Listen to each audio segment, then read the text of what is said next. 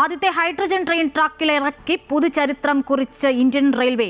ഹരിയാനയിൽ ജിന്ദ് സോനിപത്ത് റൂട്ടിൽ ആദ്യത്തെ ഹൈഡ്രജൻ ട്രെയിൻ സർവീസ് പ്രധാനമന്ത്രി നരേന്ദ്രമോദി ഫ്ളാഗ് ഓഫ് ചെയ്തു. സമഗ്ര മേഖലകളിലും ഇന്ത്യ സ്വയം പര്യാപ്തമാകുന്നതിന്റെ ചുവടുവെപ്പാണിതെന്ന് പ്രധാനമന്ത്രി വ്യക്തമാക്കി.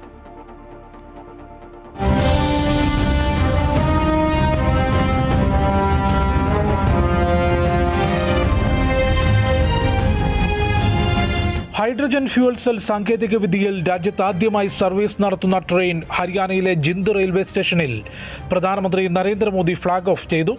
ഇതോടെ ജർമ്മനി, ജപ്പാൻ, ചൈന, US എന്നീ രാജ്യങ്ങൾക്ക് ശേഷം സ്വന്തമായി ഹൈഡ്രജൻ ട്രെയിൻ ഓടിക്കുന്ന ലോകത്തിലെ 5ാമത്തെ രാജ്യമായി ഇന്ത്യ മാറി.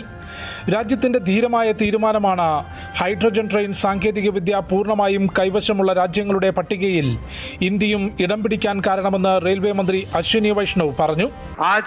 ऐतिहासिक दिन है।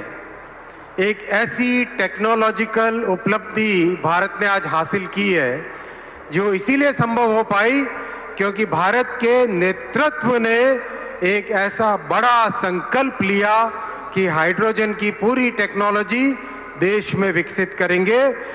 നമോ ഗ്രീൻ റെയിൽ എന്ന് പേരിട്ടിരിക്കുന്ന ട്രെയിൻ പൂർണ്ണമായും ഇന്ത്യയിൽ തന്നെ രൂപകൽപ്പന ചെയ്ത് വികസിപ്പിച്ചെടുത്തതാണ്.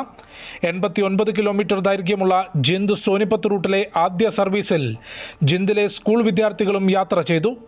ഇത് സ്വപ്ന സാക്ഷാത്കാരത്തിന്റെ ദിനമാണെന്നും എല്ലാ മേഖലയിലും ഇന്ത്യ സ്വയം പര്യാപ്തത കൈവരിക്കുകയാണെന്നും പ്രധാനമന്ത്രി നരേന്ദ്രമോദി വ്യക്തമാക്കി. ചെന്നൈ ഇന്റഗ്രൽ കോച്ച് ഫാക്ടറിയിലാണ് ഹൈഡ്രജൻ എഞ്ചിൻ നിർമ്മാണം നടത്തിയത്. ഹൈഡ്രജനും ഓക്സിജനും സംയോജിപ്പിച്ച് വൈദ്യുതി ഉൽപ്പാദിപ്പിച്ച് പ്രവർത്തിപ്പിക്കുന്ന ട്രെയിൻ മലിനീകരണ തോത് കുറയ്ക്കും. രാജ്യത്തെ മറ്റു റൂട്ടുകളിലും ഹൈഡ്രജൻ ട്രെയിൻ സർവീസ് ആരംഭിക്കുമെന്നും റെയിൽവേ മന്ത്രാലയം വ്യക്തമാക്കി. അമൃത ന്യൂസ്, ന്യൂഡൽഹി.